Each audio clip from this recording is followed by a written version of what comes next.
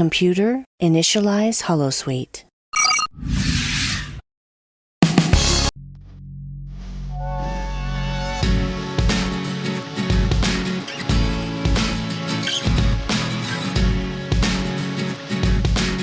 Hello everyone and welcome back to the Sci-Fi Feminist podcast. This is already the 20th episode and I can't believe that I've already come this far with the podcast. I'd like to thank everyone for their support up to this point. Today I'm going to be talking once again about female cyborgs. This seems to be a topic that I can't get away from or that I struggle to distance myself from, but it is because they are just so interesting. I've done episodes on 7 of 9 from Star Trek Voyager and Star Trek Picard before, so if you're interested in this topic, go and listen to those episodes too, as well as an episode on the Borg Queen from Star Trek. But today I will be looking at something a little bit different. I will be looking at Terminator. This is one of my favorite sci-fi franchises. The first time I was introduced to Terminator was in 2018, actually, which is quite late, when I had to do research on it for my PhD. I watched Terminator 1 and Terminator 2, and I can remember I was a bit sick that time. But anyway, I really enjoyed those movies, and I was super stoked about Sarah Connor when I saw her for the first time. What a great action heroine, and I've talked about her in previous episodes too. I think the first few episodes of this podcast. So if you're interested in Sarah Connor, there's definitely, I have covered that topic too. Today, I'm going to look a little bit at Terminator 3, Rise of the Machines, and the TX Terminator, which was the first Terminator the first female Terminator to feature in the series. And then I will look at the most recent iteration, Terminator Dark Fate, which unfortunately did not perform very well at the box office, but which was, in my opinion, a pretty entertaining and fun movie to watch anyway. I'll be talking about the female cyborg there. Her name is Grace. So first of all, I will talk about how the TX model, the female Terminator from Rise of the Machines, which I believe was released in 2003, how she perpetuates the post-feminist version of femininity. Post-feminism is also something I have talked about in the past, relating to Lara Croft especially. So to find out more about post-feminism, feel free to listen to those episodes as well. So without further ado, then let me get into today's discussion. So first of all, let me then give some background on these two cyborgs. The TX, so like I mentioned, she's actually a Terminator model. She's a female Terminator from Terminator 3, Rise of the Machines. Which wasn't an amazing movie, but it was entertaining. So the TX is sent from the future to kill John Connor and his future wife, Kate Brewster. And then Grace from Terminator Dark Fate, she's a technologically augmented female soldier. And she is also sent back in time to protect Danny Ramos, the future leader of the human resistance against the machines. What's very interesting about Terminator Dark Fate, though, and this was quite a plot twist, which took place in like the first 5 minutes of the film, but actually in Dark Fate, John Connor is killed by the T-800, played by Arnold Schwarzenegger, within the first 5 minutes of the film. And then later it's revealed that Danny, she's not the mother of the male savior of humanity, like Sarah Connor is in Terminator 1 and 2, but she is actually the one to save humankind from the machines. So in Terminator Dark Fate, which was released in 2019, they really subverted this whole male hero thing by actually saying that, the female hero is not the hero because she's the mother of the male savior, the male hero, but she is actually the savior, which I found quite interesting and which I think is maybe one reason why it failed at the box office. I think many fans weren't too happy about that because, for 5 movies before that, John Connor was always the hero. So that was an interesting twist. And then we see a much older Sarah Connor, reprised by the awesome Linda Hamilton. We see her return in Terminator Dark Fate. And for me, this really explicitly links the film to the legacy of those second those second wave, I call them second wave sci-fi heroines, but the sci-fi heroines that appeared in 1970s, 1980s, and 1990s sci-fi, such as Ellen Ripley, Captain Janeway from Star Trek, and also Sarah Connor. So we see Sarah Connor is reintroduced to us, and she's also played by the same person who played her in the 1980s. So then let's talk about the TX first. What makes the TX problematic and what makes her empowering? And how does this compare to Grace from Terminator Dark Fate? So yes, I'm not going to focus on Sarah Connor in this episode, but rather the cyborgs. I just got a bit sidetracked there. I'm sorry. I'm such a fan of Linda Hamilton, and I always wish that I had her beautiful arms that she has in Terminator 2, but that's beside the point. Okay, so first, the TX. So the TX, she's actually played by Kristinna Loken. She's not a very famous actress, well, to my knowledge, but what I found interesting is that there was a Blood Rain movie made. Blood Rain is the video game character. And Kristinna Loken also played Blood Rain. And like I argued in the Lara Croft episodes, Blood Rain presents this very ideal post-feminist type of heroism or femininity, which I will explain in a little bit more detail now. But it's interesting that it's the same actress. Okay, but anyway, Terminator Rise of the Machines, which is Terminator 3, was released in 2003 when third-wave feminist theory and post-feminist representations in popular culture started to become canonic. And also this featured the first female Terminator or first female cyborg in the franchise. But what's very interesting is that even though the TX model, so that's actually the machine model, so it's actually a machine, the TX, she's not a human being, she's a machine. So even though the TX can supposedly take on any form, as soon as it arrives from the future, it immediately adopts the form of a woman. And then the TX does not just resemble any woman, but the machine is young, she's heterosexually attractive, or stereotypically beautiful. She's got blonde hair and blue eyes. She wears heels and a tight leather suit that has a very low neckline to draw attention to her large breasts. And she's very seductive, which is pretty weird for a machine. The first thing that I found quite strange about this is that there's a machine from the future that knows how to seduce and how to be sexually attractive. In fact, the TX's physical appearance is very similar to that of Seven of Nine in Star Trek Voyager. So if you know what Seven of Nine looks like, there are a few pictures of her on my Instagram. If you didn't know, I am on Instagram, so you can just search the Sci-Fi Feminist on Instagram. You can see that she's very sexualized. Her figure is quite exaggerated. She's got quite large breasts, a thin waist, wide hips, and she wears this very tight outfit, quite similar to the TX.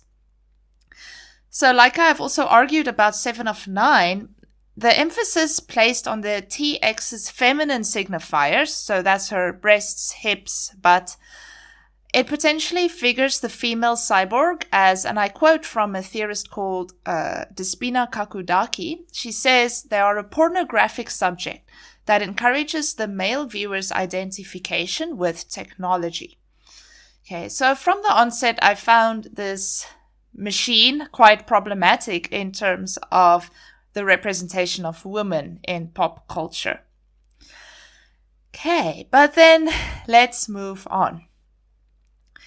Okay, the TX, and this is maybe a bit more the subversive part of the TX.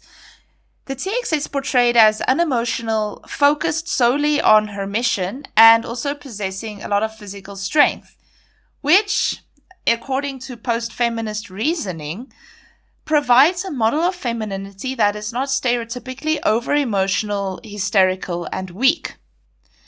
Interestingly, the TX can also control other machines, which is an ability that the male T-800, which is played by Arnold Schwarzenegger, does not have. which suggests that women have a symbiotic relationship with technology, which is quite subversive. Because like I have continually explained in previous episodes, there's always a dichotomy between nature and culture and women and technology, where women are associated with nature and the primitive, and men with technology, culture, and everything that entails. Okay, so then linking a woman with technology, especially giving her the ability to control machines, is quite subversive then.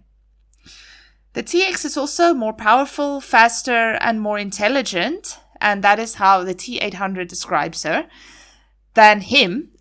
And that suggests that women can possess characteristics conventionally associated only with masculinity, and that they can actually even improve upon these characteristics, like other post-feminist action heroines like Lara Croft also do. And in true post-feminist fashion then, the TX is, and I quote from Stephanie Gaines, both beautiful and strong, and weak femininity is imbued with masculine strength and power. Okay, maybe I should give a bit of a brief background on post-feminism at this stage. Post-feminism talks about the empowerment of women through their sexuality, actually.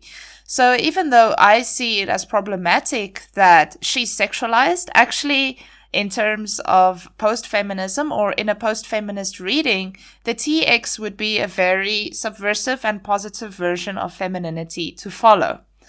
Okay, and that is further,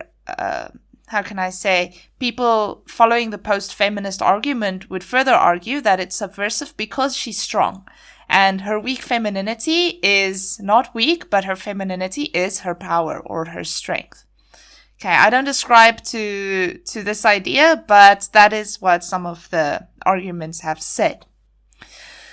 Okay, so the TX negotiates, and I quote here from Rosalind Gill, the post-feminist entanglement of both feminist and anti-feminist themes within them. So as I mentioned earlier, even though the TX is a machine made from purely inorganic matter that can supposedly take on any shape and should therefore theoretically have no gender, when it arrives in the present, from the future, it chooses to take the shape of a young, attractive blonde woman, which also conforms to the stereotype of ideal Western femininity. So what Western beauty looks like. And then upon arrival from the future, the TX also apparently knows how to use her female sexuality to her advantage. So first, and I thought this was quite funny, the TX steals another woman's sports car and her skin-tight red outfit, and then she instantly enlarges her breasts, okay, as apparently only female machines can do, because I've never seen the T800 enlarge his muscles. So she enlarges her breasts to manipulate a police officer that pulls her over for speeding. And then at some point, when she's looking for John Connor, she's also seen suggestively tasting the blood of her victims in order to identify who they are. But then in another scene, we see that she can actually identify her victims by just scanning them with her eyes. So this is really just there to make her look sexy, because the way she tastes the blood is it's very sexy. So I really feel like they over-sexualize this TX. She doesn't have to be the sexualized, but somehow this is a very sexualized machine. So for me then, I argue that instead of providing a possibly subversive model of femininity, the TX is unfortunately, like I also argued about Lara Croft, and I quote from Gaines again, an isolated symbol of empowered womanhood that is far stronger and faster than a typical woman, and fundamentally unattainable by most women. In fact, the TX is not even a human being, but presents its exaggerated strength and sexual appeal as normal for all women.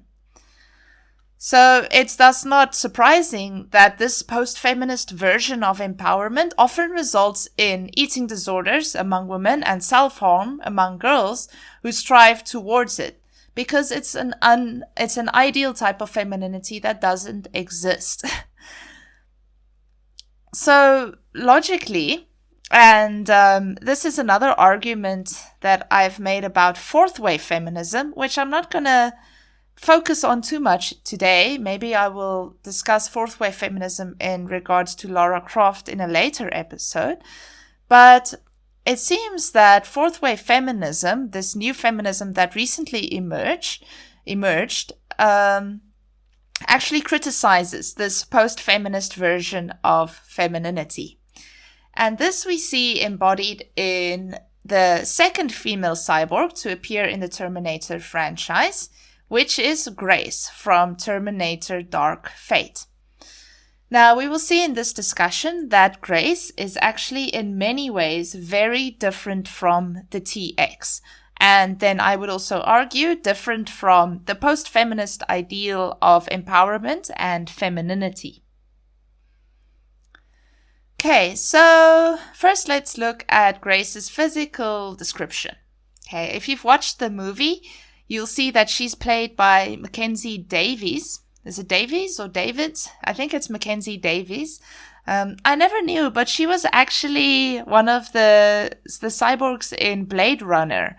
Was it the second Blade Runner or the first one? I can't even remember. But when I read an article, and the title of the article was, "Why does Terminator Dark Fate's cast look so familiar?"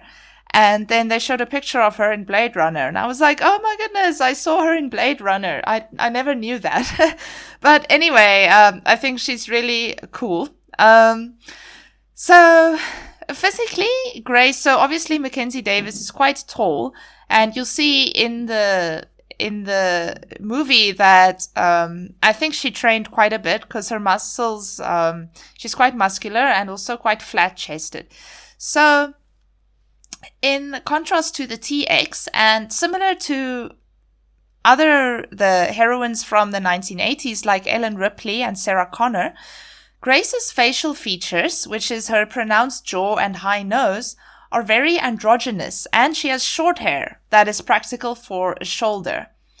I found quite interesting that at the end of Terminator 1, Sarah Connor also, as she's slowly evolving into this action heroine, her hair becomes shorter. At the end of Terminator 1, her hair is actually short.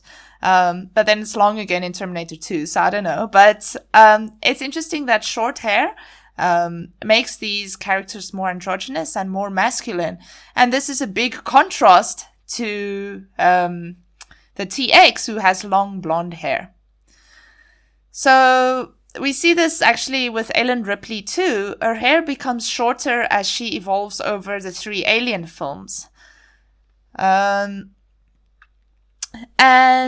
then in terms of the actress herself, so Sigourney Weaver played Ellen Ripley in Alien. And I love Sigourney Weaver. I'm like her biggest fan. If there's a Sigourney Weaver movie, I will watch it.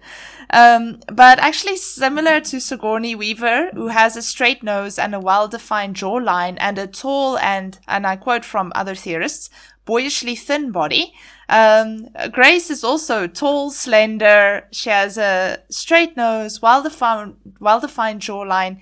And she's quite boyish. You don't really see her breasts or anything like that. She's quite flat-chested too.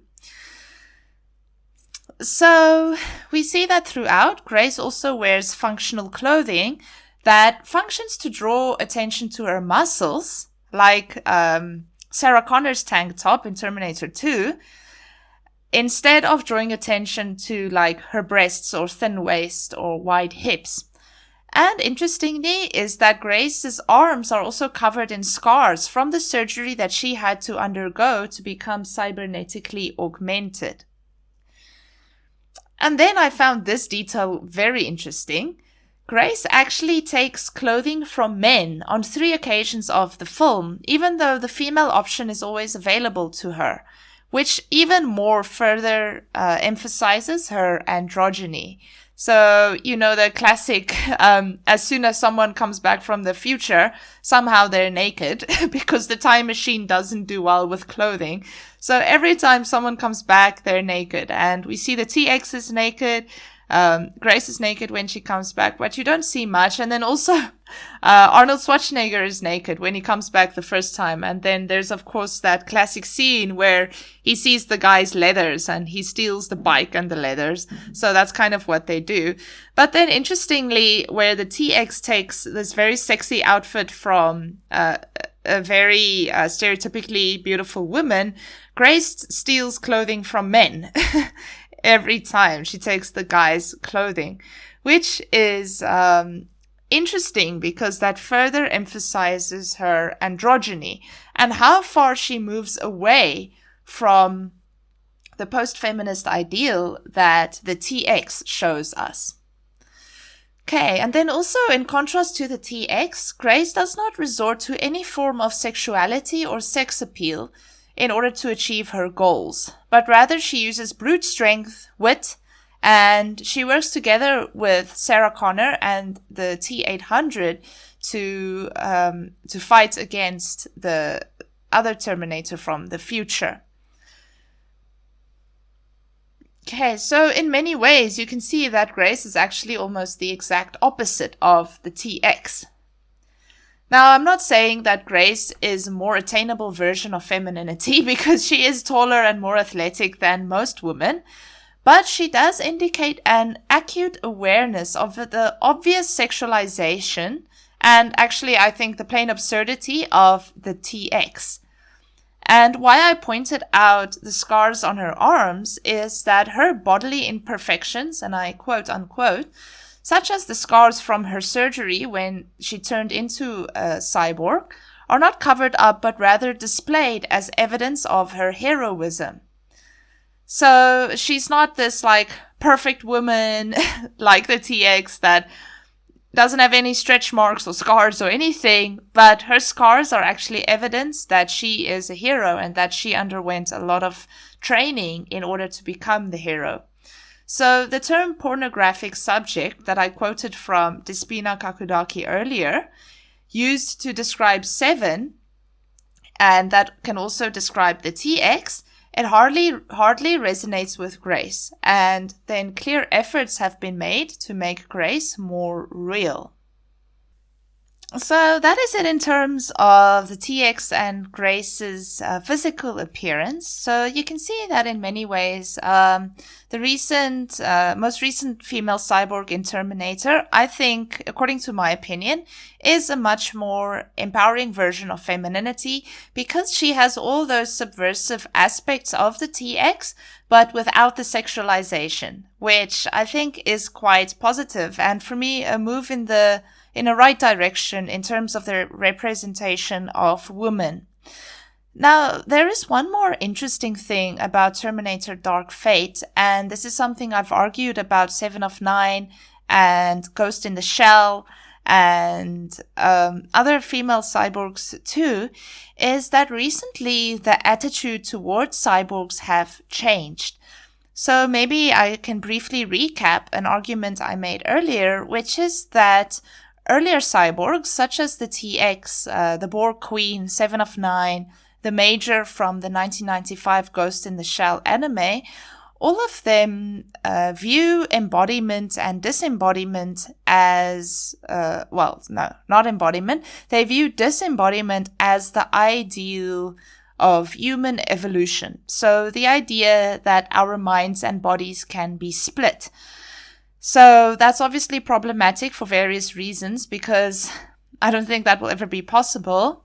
And second of all, that if we were to put our brains or our minds into another body, such as a machine, like a computer, or in another human body, or maybe a cybernetic body, that would have severe consequences for, first of all, our mental health and also for feminism. Because, like I've argued in a previous episodes that you can go listen to, about 7 of 9 especially, if women lose their bodies, or if we don't have our female bodies, then we cannot actually engage in activism for female rights, because a lot of women's issues relate directly to women's bodies, such as reproduction, being able to give birth to children, sexualization. All of these things are related to women's bodies. But then the tone that the 1995 Ghost in the Shell movie takes, and that the Borg Queen takes, and that 7 of 9 in Star Trek Voyager takes, and also arguably that the TX takes, is the idea that disembodiment, the idea that we can split our minds and our bodies, has a lot of potential for feminism and is the epitome of human evolution. Now, cyberfeminists have strongly argued against that because of the reasons I listed earlier. So I found it very interesting that in Terminator Dark Fate, the tone changes quite a bit, where earlier Terminator movies sees the machines as this, obviously, in all Terminator movies, machines are the reason that humanity ends. But in Terminator Dark Fate, the attitude towards machines is even more hostile, and Terminator Dark Fate really seems to take a very humanist approach. So let me explain myself more. The time period in which Terminator Dark Fate plays off is unspecified, but it is established from the onset that machines pose a threat not only to humanity, maybe like it does in the earlier films, but to humanism itself. So to being human. Machines pose a threat to being human. Now, like I said, all Terminator films are concerned with artificial intelligence gaining sentience and destroying humankind. But Dark Fate adopts a tone that clearly separates the cold, unfeeling, inhumane machines from the intuitive, honorable, and humane ones. So there's this one scene where Sarah Connor meets Grace for the first time, and she says, "Oh, you're almost human." And then Grace is like, "I am human, just enhanced." So Grace is obviously very offended by the fact that Sarah Connor refers to Grace as a machine, and Grace clearly differentiates between the cold, hostile, unfeeling machine and humans. She is human, but she's just enhanced. She doesn't want to identify as a machine. When the Rev 9, which is the machine from the future that comes to kill Danny, asks Connor, "Why not just let me have Danny?" or "Why not just let me have her?" Connor replies, "Because we are not machines, you metal mother fluffer." I'm not going to repeat what she says exactly, but she's like, "No, because we're not machines," but she's actually fighting side by side with two other machines, which is Grace and the T-800 model. So there's a clear distinction between good machines and bad machines.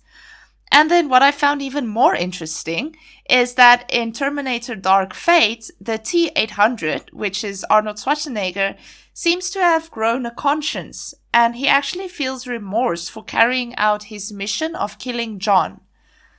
So the T-800 has even learned to love and care for a human family. And there was this one scene where his new job as a human, and I quote unquote, is to hang curtains, or he has like an upholstery business. And then at some point they're waiting for something to happen. So he's explaining to Grace, like, how dare they put this color with that color? And that's something we've never seen before in terms of the representation of the T-800, at least. He was always this really cold, hard killing machine. And he never showed any form of humanity. But now suddenly they imbue these machines with humanity, and they separate between good machines and bad machines. So regarding Grace more specifically, her technological augmentations are actually one of her weaknesses. So where the 1990s and early 2000s cyborgs really embraced technology and really fetishized it actually, we see that now technology, she is enhanced, but it is also her biggest weakness. Even though Grace's technological upgrades aid her in being a more effective soldier by actually heightening her human characteristics, such as her intuition, her strength, and her speed, they also limit her to only being able to carry out missions in short, intense bursts, as she describes it. While the human Sarah Connor can endure sustained combat with the Ravenine, Grace needs to continuously inject herself with medicine in order for her technological systems not to crash. In this way, Grace is then also a stark contrast to the TX, who ruthlessly pursues its enemies without stopping, and while interfacing with other technologies and also turning them against humanity. So there's again a big difference between these two cyborgs, and especially in terms of how the 2003 Terminator movie and the 2019 Terminator movie approach machines and cyborgs. Okay, and then one final detail about Grace is that she became a cyborg not out of the desire to move on to the next stage of human evolution, which is apparently to become machines, but out of necessity for the sake of her own survival. So we see that she doesn't actually want to be a machine, but she got really injured in the battlefield, and then she had to do it to survive. So, yes, very interesting differences between the 2003 Terminator Rise of the Machines and 2019 Terminator Dark Fate. And this change we've seen in many cyborgs. Like I've argued about the Major in Ghost in the Shell. You can listen to those 2 episodes, and also about 7 of 9. The way that machines and cyborgs especially are being represented and approached in contemporary popular culture has changed quite a bit. And I've linked this to the rise of fourth wave feminism, but that is a discussion for another day. Thank you so much for listening to today's episode. I hope you have found it informative and interesting, and I look forward to, recording another episode 1 week from now. So thank you for listening. Please subscribe to the YouTube channel and Spotify and Instagram, and I'm also on Patreon. So please do all those things if you would like more content and special perks. And then thank you again for listening. This is the Sci-Fi Feminist signing off. Thank you. Bye-bye. This show is brought to you by Holosuite Media. Computer, list other available Holosuite Media programs. Loading Holosuite Preview Program 4, Beyond Farpoint, a Star Trek The Next Generation podcast. It is one of Star Trek's best episodes, not just one of Q's best episodes, it's one of Star Trek's best episodes. Definitely. It adds some real interesting depth to not just Picard, but the relationship between Picard and Q. And I think that's the one thing that runs all these episodes, even the weaker ones like Hiding Q and Encounter at Farpoint. The best thing about Q is his relationship with Picard, which is why I'm so glad he's coming back in season 2 of Picard, because Patrick Stewart and John Delancey play off each other so well. Loading Holosuite Preview Program 4, Her First Trek, a Star Trek review podcast. Anyway, they managed to save the day. Spoiler. After Kirk got beaten up By a bunch of kids. They were smacking him with bats, and he was like being hit by the crowd. Remember when he stood up and there was blood coming out of every part of his head? He was bleeding from the ears. I mean, I'm no medical expert, but I'm fairly sure if you're bleeding from the ears after a blow to the head, you gotta seek some medical attention. Yeah, from the ears, from the back You're of his head. probably having some kind of hemorrhage. I feel like his eyeballs are probably bleeding. Those kids, I mean, I know kids don't listen. I know that. Yeah. Firsthand, you know that. They really didn't listen. No, this was... It was so frustrating as was really as a stressful. viewer. After the first lot, I would have phasered the lot of them. Computer, deactivate Holosuite.